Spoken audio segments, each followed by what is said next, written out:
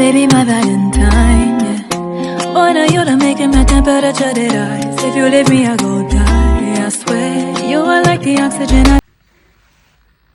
Good morning, guys. Happy Monday. It's Noni Madikela. Welcome to the Noni M podcast. Today, this morning, I thought let me come here and greet you and also talk about something that I think we overlooked Friday and over the weekend when we were doing videos and the lives. Guys, Umnisi came through and spoke about something that is very important here, guys. He spoke about something that is very important.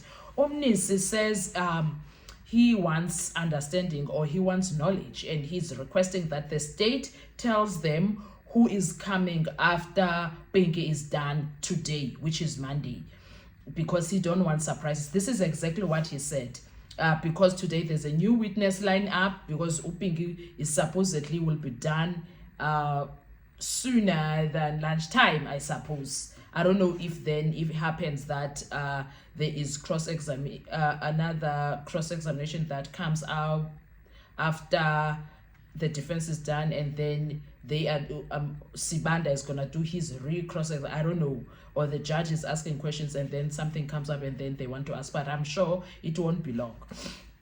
Anywho, this is what Amnesty said. He is requesting in humble submission to God Almighty that the state please appraise them on what witness they are going to call on Monday, which is today. Who is it going to be, so they also prepare accordingly. They don't want this witness to come here and be a surprise.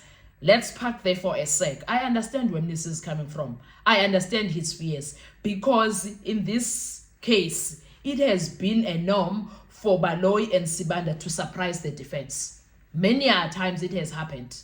Many a times it has happened whereby they got surprised and they were told about a witness that was never in the witness list. It did not happen once. So I understand him being skeptical and being thinking, let me relax, we will see who's going to come will know. No, it could be a surprise. He's very awake. He's very awake. He is awake. He is very woke when it comes to that, because he's thinking a lot has happened this week, and if Monday comes, we can get surprises here. So we don't want surprises. So that when this day comes and they bring a surprise witness, Umnisi is going to be able to reject that and say, no, not happening. We told you, talk to us who's going to come. You can't come here with a new person, and let's continue. Yes, that's what's going to happen here. Umnisi is prepared for the war.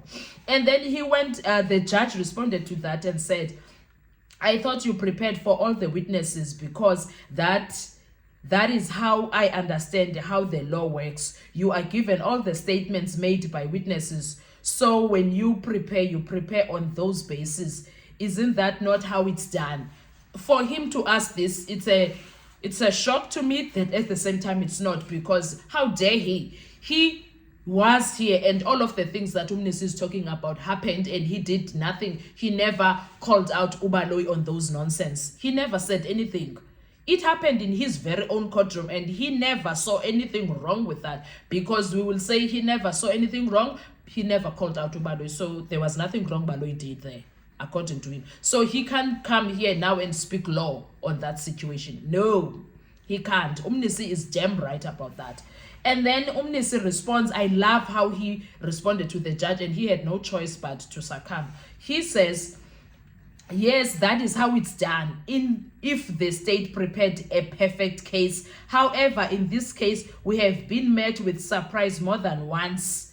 We don't want to come here on Monday and be dealt with a surprise witness. In the interest of time, it would be fair for the state to tell their witness now and not surprise us then. I loved what he did there, because this judge is trying to protect, as per usual. He's trying to protect the state, of which the same thing that he said to Mnisi when he first responded is how things are supposed to be done. And in this case, that is not how things were going. He knows this. It's not a surprise for him. So for Mnisi to come out and tell him that, look, dude, we don't want to be surprised here. We don't want to find ourselves in a situation whereby we need to go back and go prepare. Because I understand a lot happened this past week. A lot happened, and a lot leaves a lot to be desired, because we are waiting now like this. What are they going to come out with? How are they going to try and get out of this one? Because they still need to tell us how the hell did Exhibit O and the PDF from Vodacom not have the same contents? What happened there? They need to explain that part. And this judge is supposed to be questioning that situation. He is sitting there as if nothing's wrong that has happened. There is a lot of things that happen. So I love that Mnisi used that angle, so that today, this morning, this Monday, when ish happens and when ish hits the fan, Mnisi will be prepared to say, Judge, you can't. Sir, please. My Lord, please. You can't. Don't do that to us, please. I beg you, please, please, please, don't you do that to us, because we spoke about this on Friday. Those were our parting words. Those are our parting words on Friday when we were separating. You should have dealt with it then. These people are not going to bloody surprise us here.